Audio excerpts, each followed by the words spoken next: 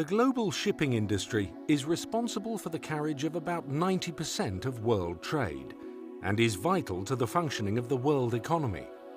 Without shipping, half the world would starve and the other half would freeze. However, the international shipping industry is committed to playing its part in reducing emissions of carbon dioxide in order to help reduce the impact of climate change. But what are the facts? And what is the shipping industry doing? Although ships may often be out of sight and out of mind, shipping is a very large and important industry. It is also very diverse, with over 50,000 ships carrying almost every kind of cargo. The challenge of reducing the industry's CO2 emissions is especially complicated because shipping is already by far the most carbon-efficient mode of commercial transport, especially when compared to aviation, but also when compared to trains and trucks. However, because shipping is such a significant industry, its total CO2 emissions are also not insignificant. As well as applying new technology and operational improvements to reduce fuel consumption, which is the main cause of CO2 emissions, the industry is also deeply engaged in discussions at the United Nations International Maritime Organization in London, which is responsible for the environmental regulation of shipping, and at the UNFCCC, which is responsible for the UN Convention on Climate Change.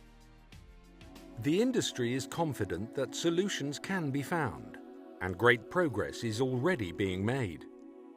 Shipping companies themselves also recognize that it is in their self-interest to reduce emissions because of the high cost of fuel. The shipping industry is therefore seeking to deliver CO2 emission reductions at least as ambitious as the targets agreed under any new United Nations Climate Change Convention. But how will the industry deliver these reductions?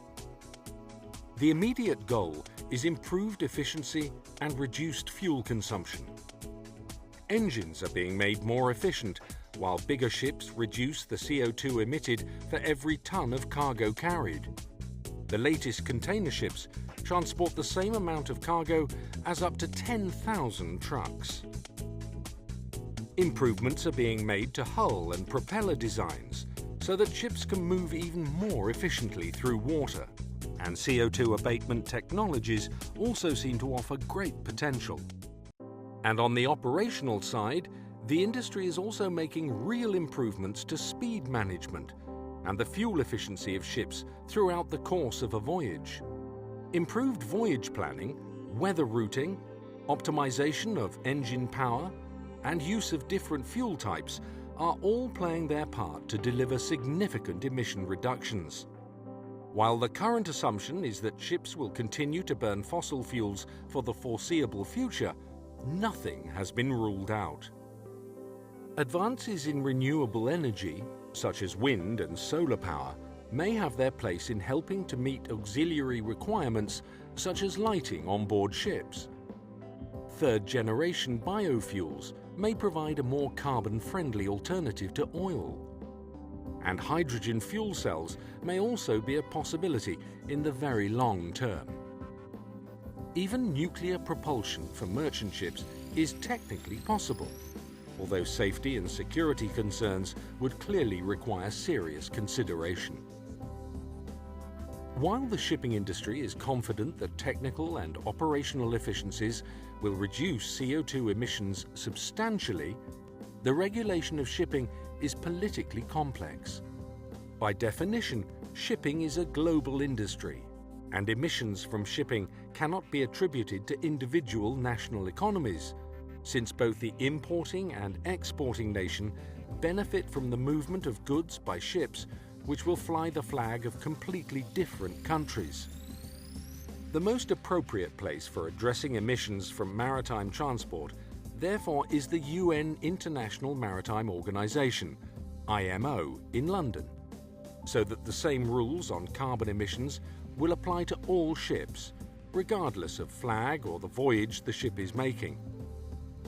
IMO standards on CO2 will be the best means of preventing carbon leakage by ships using the flags of nations that may not otherwise be covered by any future UN climate change treaty.